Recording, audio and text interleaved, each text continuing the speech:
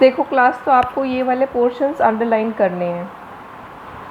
Page number 2 पे first 4 lines, I started for school very late that morning and was in a great dread for scolding, especially because M Hamel had said that he would question us on participles and I did not know the first word about them. तो इसमें होता क्या है कि एक जो lesson का protagonist है, यानी कि जो मेन कैरेक्टर है, वो एक छोटा लड़का है जिसका नाम है फ्रांस, और उसका एक फ्रेंच टीचर है जिसका नाम है एम हैमल, जैसे मैं आपकी इंग्लिश टीचर हूँ। तो उस दिन वो क्या होता है कि लेट हो रहा होता है स्कूल जाने के लिए, और वो सोचता है कि अब तो टीचर मुझे डांटेंगे क्योंकि मैं लेट हो गया, और टीचर को टेस्ट लेना था पार्टिसिपल्स पे, और उसने कुछ भी पढ़ाई नहीं कर रखी थी। अब सेकंड देखो जो अंडरलाइन किया है, when I pass the town hall there was a crowd in front of the bulletin board. तो उनके यहाँ पे क्या है कि वो फ्रांस में रहते हैं। फ्रांस में एल्सेस और लॉरेन की जो डिस्ट्रिक्ट है, वहाँ पे जर्मन्स ने वॉर के बाद विक्ट्री जर्मन्स को मिल गई, जबकि फ्रेंच और जर्मन की लड़ाई हो रही थी, और जितनी भी इंफॉर्मेशन उनके पास आती है वो उस बुलेटिन बोर्ड के थ्रू आती है। ठीक है, अब नेक्स्ट पेज पे देखिए, lesson page 3। Then as I hurried by as fast as I could go, the blacksmith Wachter, who was there with his apprentice reading the bulletin, called after me, "Don't go so fast, bub, you will get to school in plenty of time." तो वहाँ पे bulletin board पढ़ रहा था एक blacksmith कौन होता है? सुनार। तो उसका नाम है वॉक्टर। तो वो बोलता है कि इतनी जल्दी मत भागो, तुम अपने स्कूल में आराम से पहुंच जाओगे। I thought he was making fun of me. तो फ्रांस सोचता है कि मैं स्कूल के लिए लेट हो रहा हूँ, इसलिए मेरा मजाक उड़ा रहा है। अब देखो पेज के लास्ट में underline portion, not till then when I had got a little over my fright did I see that our teacher had on his beautiful green coat, his frilled shirt and the little black silk cap all embroidered that he never wore except on inspection and prize days। तो जब वो school में जाता है तो वो देखता है कि उनके टीचर ने एक बहुत सुंदर कलर का ग्रीन कोट पहना हुआ है, जो कभी भी वो पहनता नहीं था, सिर्फ इंस्पेक्शन और प्राइज डेज पे पहनता था। क्यों पहनता है? क्योंकि आज उसको पता चलता है कि आज लास्ट लेसन है उसका। But the thing that surprised me most was to see on the back benches that were always empty the village people sitting quietly like ourselves, old Hauser with a three-cornered hat, the former mayor, the former postmaster and others beside। तो वो देखता है कि सिर्फ यही interesting नहीं है कि आज टीचर ने इतना सुंदर कोट पहना हुआ है जो वो स्पेशल ओकेजन्स पे पहनता था, पर इंटरेस्टिंग बात ये भी है कि जो बैक बेंचेस थी उनकी क्लास में वो पहले हमेशा खाली रहती थी। आज वहाँ पे विलेजर्स बैठे हुए थे, उनके गांव के बाकी लोग, जिनमें ओल्ड हाउज़र था, एक आदमी जिसका नाम हाउज़र है। अब वो ओल्ड है, बूढ़ा है, और वो एक बहुत फ़नी तरीके की कैप पहनता है जो 3 कोने की है, तिकोनी कैप पहन के बैठा हुआ है वो। अ फॉर्मर मेयर कौन होता है? जो सिटी का गवर्नर होता है। तो पुराना एक मेयर बैठा हुआ है। फॉर्मर पोस्ट मास्टर, पुराना डाकिया बैठा हुआ है, और बहुत सारे गाँव के लोग और बैठे हुए हैं आज पढ़ाई के लिए क्लास में। अब देखो next portion, my children this is the last lesson I shall give you. The order has come from Berlin to teach only German in the schools of Alsace and Lorraine. The new master comes tomorrow. This is your last French lesson. I want you to be very attentive.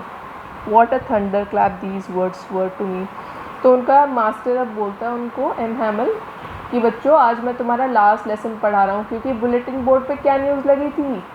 Bulletin board पे ये news लगी थी कि अब से सिर्फ German ही पढ़ाई जाएगी एल्सेस और लॉरेन डिस्ट्रिक्ट्स में, क्योंकि वो डिस्ट्रिक्ट अब जर्मनी के अंदर आ गई थी, फ्रांस ने उनको खो दिया था। तो वो अब अपनी लैंग्वेज सिखाएंगे, हमारी जो लैंग्वेज है फ्रेंच, वो हमें पढ़ने पढ़ाने नहीं देंगे। तो आज ये तुम्हारा लास्ट लेसन है, कल से तुम्हारा नया टीचर आ जाएगा। I want you to be very attentive. तुम बहुत ध्यान से मेरी बात सुनो। What a thunder clap these words were to me. तो मुझे सुन के ऐसा लगा जैसे किसी ने मेरे मुंह पे तमाचा मार दिया हो। बहुत शॉकिंग बात थी मेरे लिए ये। अब देखो नेक्स्ट पेज पे, पेज नंबर 5 पे, जो मैंने अंडरलाइन किया हुआ है, third paragraph. I heard M Hamel say to me, I won't scold you little Franz, you must feel bad enough. See how it is. Every day we have said to ourselves, "Bah, I have plenty of time. I will learn it tomorrow." And now you see where we have come out. That's the great trouble with Alsace. She puts off learning till tomorrow. Now those fellows out there will have the right to say to you, how is it you pretend to be Frenchman and yet you can neither speak nor write your own language. तो अब M हैमल France को बोलता है participles सुनाने के लिए। अब France तो पार्टिसिपल्स लर्न करके गया नहीं था, तो वो डर जाता है। तो उसका टीचर उसको बोलता है कि डरो मत फ्रांस, आज लास्ट लेसन है, मैं तुम्हें डांटने मारने वाला नहीं हूँ। लेकिन देखो हमारे साथ हमने कैसे किया है, हम रोज़ बोलते हैं अपने आप को कि मैं कल लर्न करूँगा, कल लर्न करूँगा। हम एल्सेस के जो लोग हैं वो हमेशा कल के लिए चीज़ को टालते रहते हैं। उससे क्या प्रॉब्लम हुई है? उससे प्रॉब्लम ये हुई है कि हम कभी लर्न नहीं करते। अब जो जर्मन्स हैं वो आएंगे हमारे पास और बोलेंगे तुम कैसे फ्रेंच लोग हो, तुम्हें ना तो अपनी फ्रेंच लैंग्वेज लिखनी आती है, ना तुमको अपनी फ्रेंच लैंग्वेज पढ़नी आती है। अब देखो लास्ट में, देखो पेज नंबर 5 में last paragraph. Then from one thing to another M Hamel went on to talk about the French language, saying that it was the most beautiful language in the world, the clearest, the most logical, that we must guard it because among us and never forget it, because when a people are enslaved, as long as they hold fast to their language, it is as if they had the key to their prison।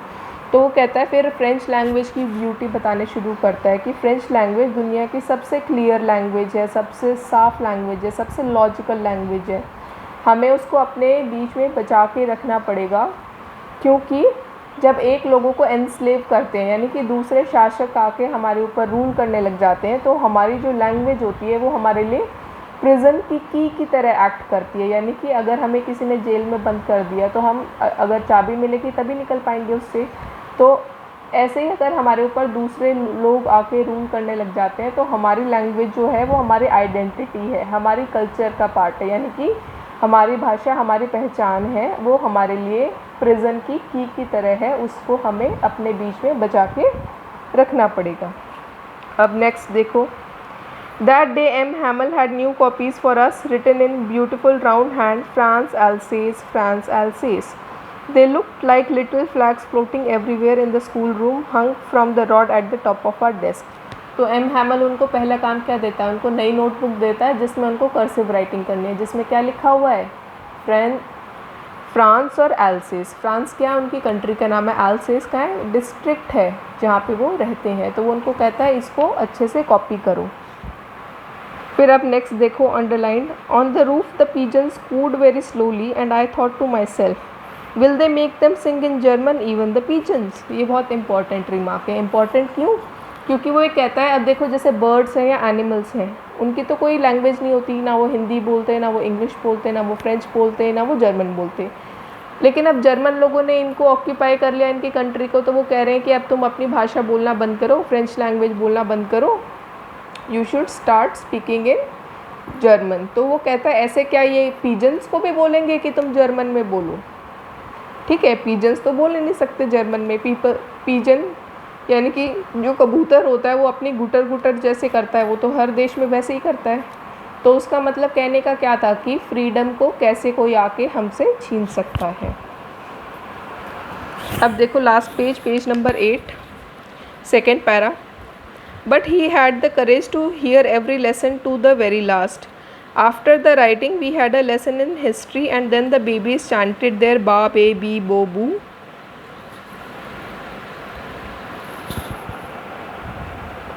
Down there at the back of the room, old Hauser had put on his spectacles and, holding his primer in his both hands, spelled the letter with them. You could see that he too was crying. His voice trembled with emotion, and it was so funny to hear him that we all wanted to laugh and cry. Ah, how well I remember it that last lesson. तो अब बोलता है कि जब वो writing का काम ख़त्म हो जाता है तो उनका टीचर उनको बोलता है, हिस्ट्री सिखाता है फ्रांस की। उसके बाद जो पीछे बच्चे बैठे होते हैं, जैसे हम ABCD करते हैं या फिर अ आ इ ई करते हैं, तो ऐसे वो फ्रेंच में बाबे बी बो बू करते हैं। और पीछे एक ओल्ड हाउसर बैठा हुआ है। जो ओल्ड हाउसर बैठा था, अब उसको क्या है, वो अनपढ़ है, इलिटरेट है, उसको पढ़ना लिखना नहीं आता। तो वो छोटे बच्चों के साथ ही, जो किंडरगार्टन के बच्चे होते हैं उनके साथ ही वो बाबे भी कर रहा है और साथ साथ रोने लग रहा है। तो उसको रोता हुआ देख के और इतने बूढ़े आदमी को बिल्कुल छोटे बच्चों के साथ अल्फ़ाबेट्स बोलते हुए सुन के बाकी जो बच्चे हैं वो, उनका मन करता है कि हम हंसे भी क्योंकि ये बहुत फ़नी चीज़ है, लेकिन साथ के साथ उनको रोना भी आ जाता है। क्यों रोना आ जाता है? क्योंकि वो उनका लास्ट फ्रेंच लेसन है, उसके बाद वो अपनी लैंग्वेज को पढ़ नहीं पाएंगी। How well I remember it, कितने अच्छे से मुझे याद है जो मुझे लास्ट लेसन मिला। अब देखो चैप्टर के एंड में, then he turn to the blackboard, took a piece of chalk and bearing on with all his might he wrote as large as he could vive la France. तो वो black board पे बड़े बड़े words में M हैमल उनका teacher last में लिखता है जब लेसन ख़त्म हो जाता है, विवे ला फ्रांस, यानी कि लॉन्ग लिव फ्रांस। तो विवे ला फ्रांस जो है उसने फ्रेंच लैंग्वेज में लिखा हुआ है। ठीक है, तो ये आपका, ये जो मैंने अंडरलाइन की हुई है अपनी बुक में चीज़ें, ये आपको अंडरलाइन करनी है। उसके अलावा आपको होमवर्क में मैं जो डॉक्यूमेंट भेजूँगी क्वेश्चन आंसर, वो आपको कॉपी में करने हैं और उनकी फ़ोटो खींच के मुझे व्हाट्सएप करना है। Okay, bye.